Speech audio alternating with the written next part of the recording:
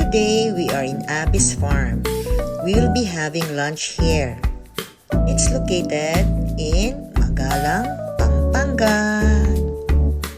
So they are serving local cuisine. Of course, they do have spa, pero hindi na kami pumunta doon. So pagbungad mo, ito ang makikita mo.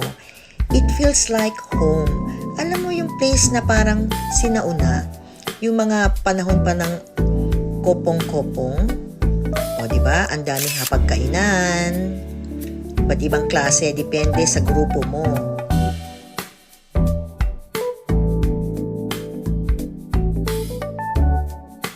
So halika, hanap tayo ng maupuan. So ayun, doon pala tayo sa dulo. So on our left side, ito ang kanilang kusina. Alam mo yung mga sinaunang kusina? So ito, pwede na tayong umorder. So ayan, they do have pool. O diba? Ang saya-saya. May sinauna pero may swimming pool. So I'm here on the second floor. Nasa kanilang pangalawang palapag. Dito makikita ang kanilang bedroom. O diba? Feel at home talaga. O ayan, umorder daw ng tsokolate A at tsokolate E. So sa tingin ko, ang difference niya is kung malapot ba siya or hindi.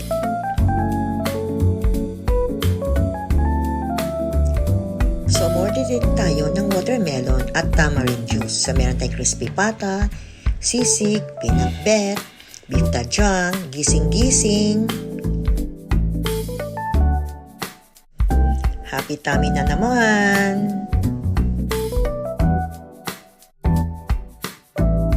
And of course, meron kaming sinigang na bangus sa bayabas. Ito winner to, ang dessert na to. Pero itong ipanlaban sa mango sticky rice ng Thailand. Ang sikreto ni Maria.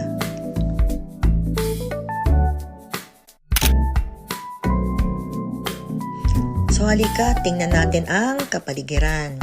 So meron pang Instagrammable place and of course, ang kanilang swimming pool.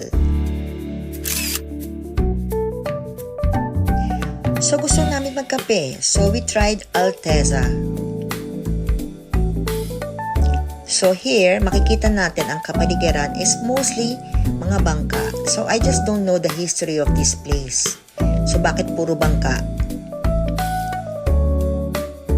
And of course, makikita natin ang magandang Mount Arayat in Pampanga.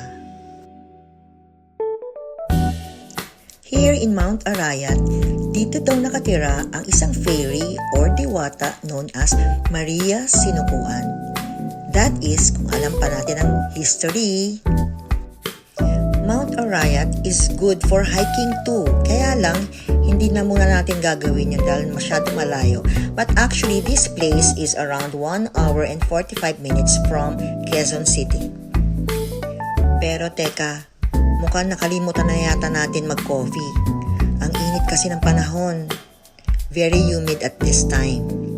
So, we'll just take a look at the wonderful view here in Alteza.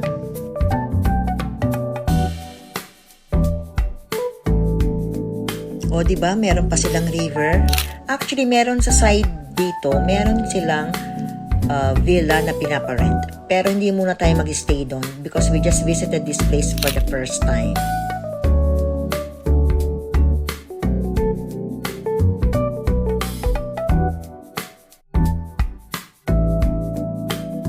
So, kung magre-retreat yata tayo dito, pupunta tayo sa ibang coffee shop. So, we have decided to go to Lala Garden Cafe. It's located in San Fernando, Pampanga. I was mesmerized by the beauty of this coffee shop kasi ang laki-laki niya. It's 2 floors. Very Instagrammable place and very nice ambiance. And of course, ang dami nilang pastries na pagpipilian. Hindi ko na nga alam kung ano ang orderin ko.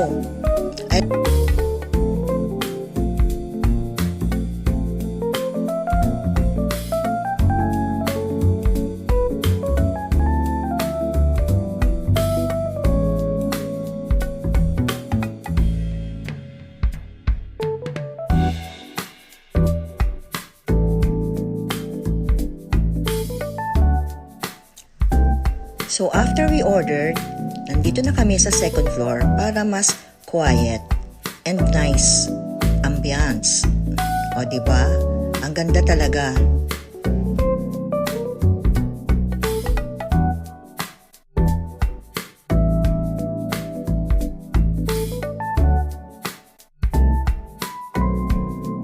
So I ordered salted caramel frap and my croissant.